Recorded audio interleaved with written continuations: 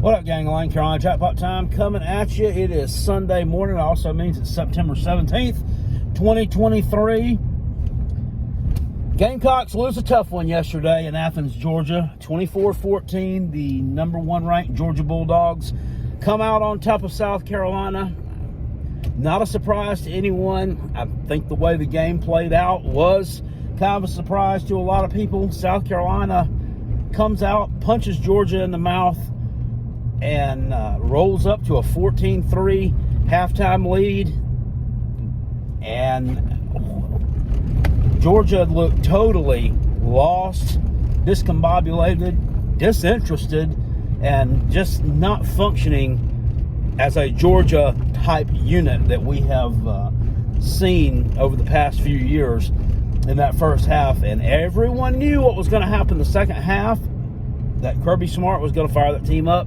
They were going to come out and they were going to take it to us. And that is absolutely what they did. And South Carolina did not respond. They didn't respond at all. I was very disappointed with the second half of that game. And I am not going to beat my chest over a 10-point loss, a moral victory. I'm just not going to do it. We lost the game. Simple as that.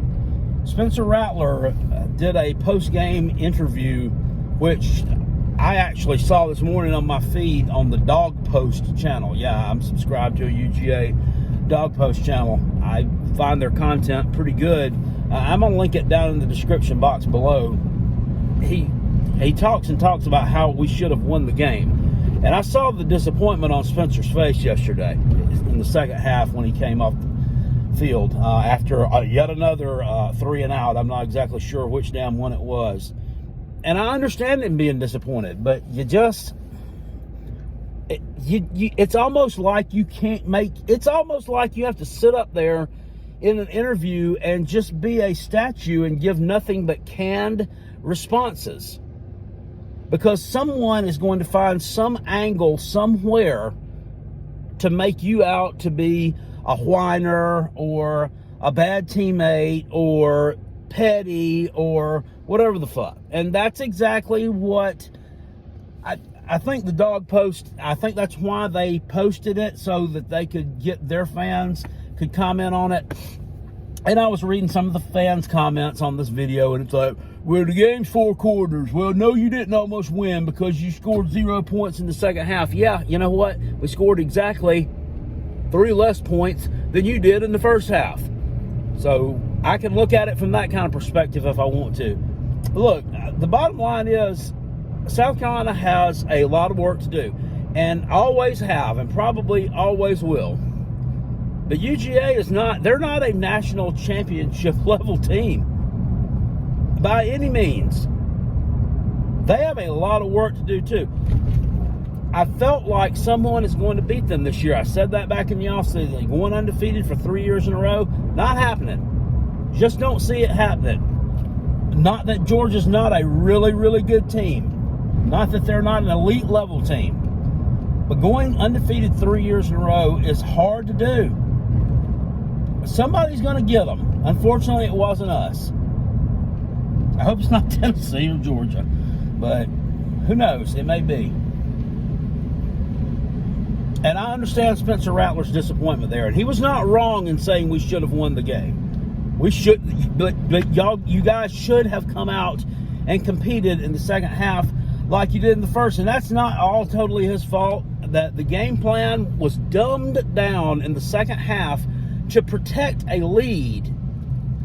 To protect a damn lead against the number one team in the nation on the road when you know they're going to come out and punch you in the mouth from the first play. You knew that was going to happen. Why you guys went to a wet fart conservative game plan in the second half, and it didn't work. Very vanilla, and almost Marcus Satterfield-like, and it was disappointing. You don't do that. You're playing with house money. You're taking more shots downfield. You abandoned the running game with Mario Anderson. South Carolina did rush for 59 yards yesterday. We didn't have a -2. Spencer Rattler was actually the game's leading rusher. That's never really a good thing when your quarterback's the game's leading rusher. I personally don't think. And then Georgia, look over at their stat line, 189 yards on the ground. There you go. That tells it all. 189 yards on the ground. I thought Carson Beck played a decent football game. I don't think he played a great football game. He's 27-35. No interceptions, no touchdowns, though. He was clean with the football. They were clean with the football. They don't turn the ball over. They just don't turn it over. They haven't the past 2 years, not in any crucial situations, not like that, and not where teams can use it to their advantage. And this is why they've won however many games in a row, but they're going to have to clean a lot of things up too in terms of coming out really not ready to play. They just looked dead, like they were sleepwalking in the first half, and I knew that they finally woke up after, what was that? After 10 quarters of football this year, I guess you'd kind of say they woke up, because they cruised to victories in those first 2 games over nothing burgers. Really unimpressive, though, to their fans. I honestly didn't watch a lot of those games. I watched none of them versus UT Martin, because that was when South Carolina was playing UNC. And I saw very little of them playing Ball Stadium. That was a noon game last week, and South Carolina was on at nighttime. I was fixing a hot dog or something. I didn't see that game. According to their fans and everything I've seen, they weren't impressive. So they finally, after 10 quarters of playing football, they woke up in the second half of yesterday's game, and I'm damn mad. It was a lost opportunity. A lost opportunity on the road to steal a huge program building win. And make no mistake about it, you didn't do anything to hurt yourselves yesterday, program-wise. You didn't do anything. You didn't go out there. You didn't get blown out like you did last year at home. Look silly doing it with all these good players. And everybody talks about the Marshawn Lloyds and the Jaheim Bells who aren't here anymore. Well, Marshawn Lloyd and Jaheim freaking Bell got blown out 48-7 last year and could have gotten blown out 88-7. But this ragtag bunch went down there and hung in it yesterday and took it to them. Trey Knox, the tight end from Arkansas, he's a good player. He is not what was advertised, though. I'm kind of disappointed in him a little bit. I think Omega Blake stepped up big time yesterday. I think Xavier Legette stepped up yesterday again, but he stepped up the past 2 weeks, and he kind of got shut down a little bit yesterday. Losing Juice Wells hurt. I'm not going to sit here and tell you we'd have had Juice Wells in there, we'd have won that football game. If we had played with Juice Wells and had a 14-3 lead at halftime and then come out and play that damn second half like we did yesterday, we would have lost just the same. But Juice Wells is a competitor. You could see him on the sideline. They carted him off. Then he came back out and was sitting back down with his helmet off. And you could just see, he looked angry. He looked angry and focused and worried at the same time. And I feel bad for the guy because he wants to be playing. He's a competitor. He wants to be out there kicking ass. He has a broken bone in his foot now, we're told. First it's a turf toe. Now it's a broken bone in his foot. He had surgery on it. Shane Beamer says they put a screw in it. I don't know. I don't think we're going to see him this season. He may have played his last bit of football as a Gamecock. I really don't think he's going to play again this year. And that's going to be a huge blow. But it's going to be next man up, because you're always going to lose players. That's what I said about the Jaheim Bell situation. Yeah, he's gone. There's nothing we can do about it anymore. We should have done this. We should have been able to keep Jaheim Bell. It makes me mad too. But there's nothing you can do about it. It's next man up, and you've got to fill those gaps. And I just don't think Trey Knox is filling the position adequately. But I don't know. Spencer Rattler played well again yesterday. He was sacked 3 times, as opposed to UNC was sacked 9 times. Still not going to sit here and say, well, moral victory, beep, beep, beep. We cut our sacks down by 2/3 yesterday. We sacked Carson Beck 2 times. It didn't really have an effect on the outcome of the game. I'm really disappointed. That was a huge opportunity yesterday, lost. We don't have the depth to compete with a team like that.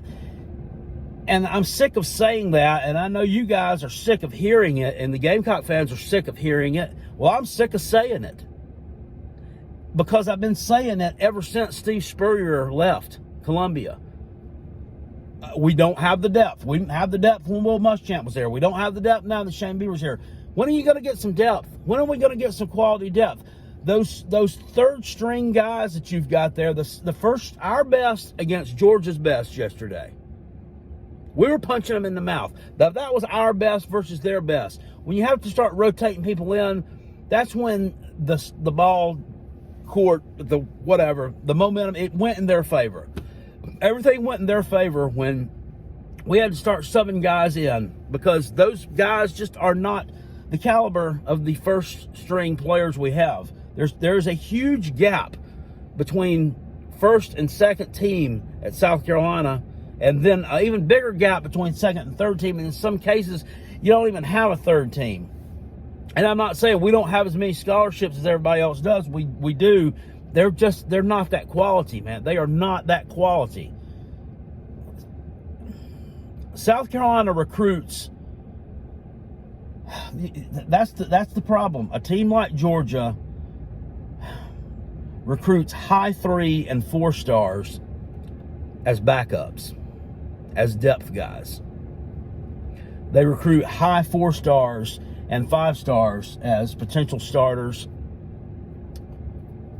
South Carolina recruits high 3 stars and 4 stars as starters and potential superstars, and the occasional 5 stars there every so often.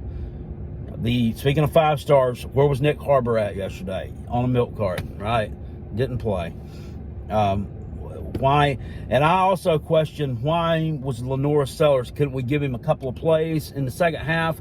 Maybe get something going? Yeah, I think South Carolina wants to redshirt him.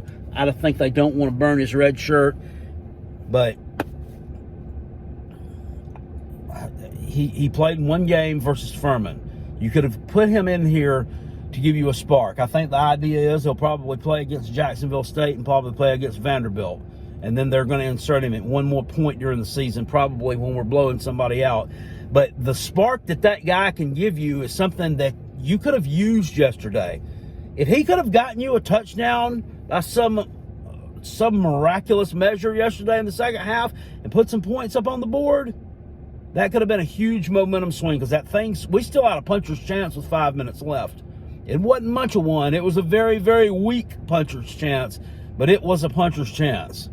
And I think that was a huge mistake not letting him play. I know they want to redshirt him. But God dang, guys. I mean, sometimes you got to do what's right in the moment. And fuck what happens the rest of the year. But I digress. It was a losing effort. So we've got Mississippi State at home next Saturday night. It's even 7 or 7:30 p.m. kick in Willoughby, probably 7 on SEC Network. Should be a good game. We should have a sellout there, and South Carolina should win that ball game. Mississippi State didn't look good yesterday against LSU. Got beat 41-7. Got beat like a drum by an LSU team that I understand they were angry and hungry after losing that opener to Florida State. They came in focused and they wore their ass out. And you don't see Mississippi State lose in Starkville like 41-7. That even their bad teams or the below average teams, which I don't know, this may be a bad or below average Mississippi State team, you don't see them get blown out like that and not be competitive. They're kind of like South Carolina in the sense that they're scrappy and they'll pull an upset every now and again, but they're largely a 6, maybe 7 win team. I think in the SEC, they've traditionally played a tougher schedule than South Carolina has, with them being in the West, South Carolina being in the East. However, I mean, all that's kind of going away next year anyway, so that really is a moot point going forward. But that's going to be a hell of a game. If Mississippi State has a decent rushing attack, you've got to stop the run, guys. I can't focus. They've got to stop the run. I saw offensive linemen getting dominated a little bit yesterday, but I also saw, and those are things that it's going to be hard to overcome. But I also saw something that shouldn't be hard to overcome, and that was some missed tackles. Could have stopped Georgia's running back in the backfield either for a loss, no gain, or a 1 to 2 yard game, which they turned into a 5-6 yard game many, many times during that game. I saw it myself with my own 2 eyes. That's got to be cleaned up. We've talked about that for I don't know how long. And I've talked about it until I'm tired of talking about it. So you're not going to beat good teams like that. So congratulations to all the teams that won yesterday. Congratulations to Mizzou. They got a big win over Kansas State yesterday. Acted like they won the Super Bowl after the thing was over. I thought was kind of funny. I mean, it looked like they took down number 1 Georgia, the way those fans were storming the field after that thing. And I kind of got me in my jimmies a little bit, because it lets me know kind of a little bit what's coming, that, hey, that's a pretty good football team too, and hey, maybe you just wasted a lot of money buying tickets to go out there to see that game. But Tennessee, I don't know about you. I don't know. They got their butt kicked last night at Florida pretty good. What was it, 29-17? It was 29-10 until late in the game. Really, really, really got served a slice of humble pie. And really got served a cup of shut the fuck up. Because there have been a lot of Vol fans on here bumping their gums. And shout out to the Vol, man. The ones that were on the channel yesterday, commenting, giving likes. I mean, I don't like your team. I don't try to hide that, but I do respect the good Tennessee fans, and I appreciate you being around on my channel and helping just drive the platform and just being good fans. I really do appreciate that.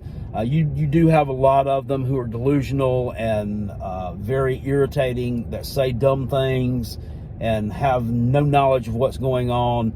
But every fan base has them. South Carolina's got plenty of them. Clemson has plenty of them. Georgia obviously has plenty of them. Florida has plenty of them. They're all over the internet. So you're not unique in that. I've said it before that I'm a little bit jealous of Tennessee and how they've kind of elevated that program back up. So we thought maybe they have. I think they'll bounce back a lot quicker, and South Carolina just stays kind of not really in the abyss, but not really in the national forefront. We haven't slid back that far yet to where we're like in that area where we were between Muschamp and Spurrier, where everything was just, it all just seemed lost. But we've not elevated things to a sustainable level yet, and it's really disappointing as someone who's been a fan for as long as I can remember.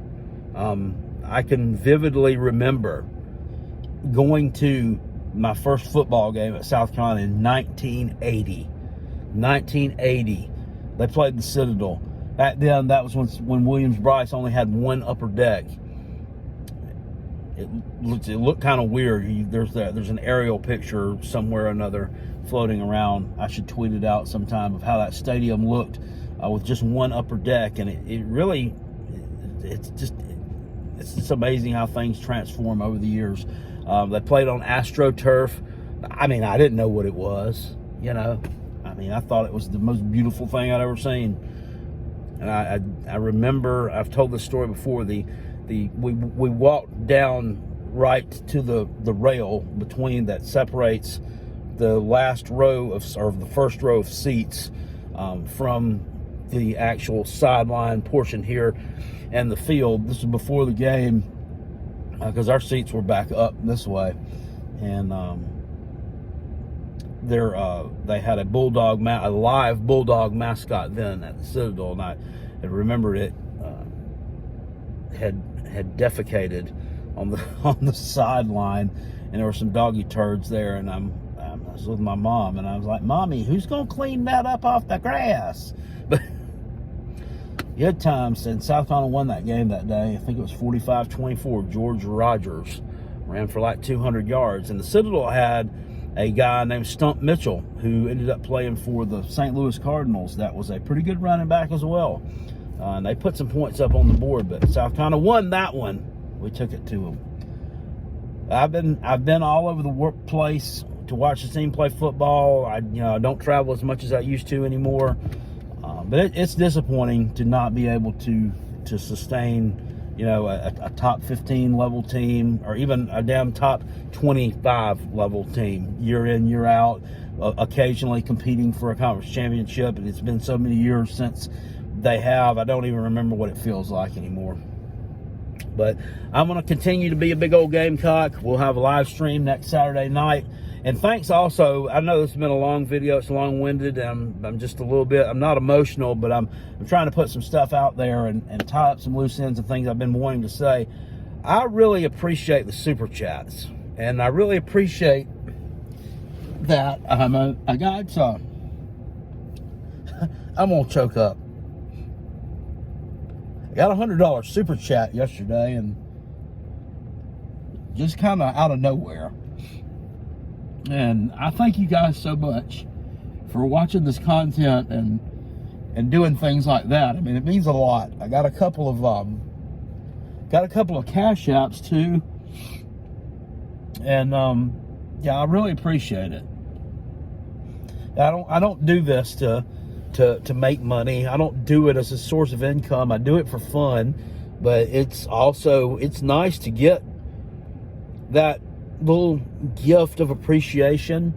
But just the having people show up and the views and the interaction, that's all that all is worth it as well. I'm not lost on that at all. So maybe I did get a little emotional. I'm sorry. Carolina Jackpot cried. Go on ahead and say it. I do appreciate it. I'm kind of an emotional guy sometimes. I'm the Ric Flair of college football YouTubers. He used to cry sometimes too when he was giving a passionate speech. Anyway, or passionate promo, whatever. I'll see you guys later on. I appreciate it. Live show tonight, 9 p.m. The Rob and Kel show. Peace, and I'm out of here. Go Gamecocks. We'll get one next week. I'll see y'all later. And go Coach Beamer.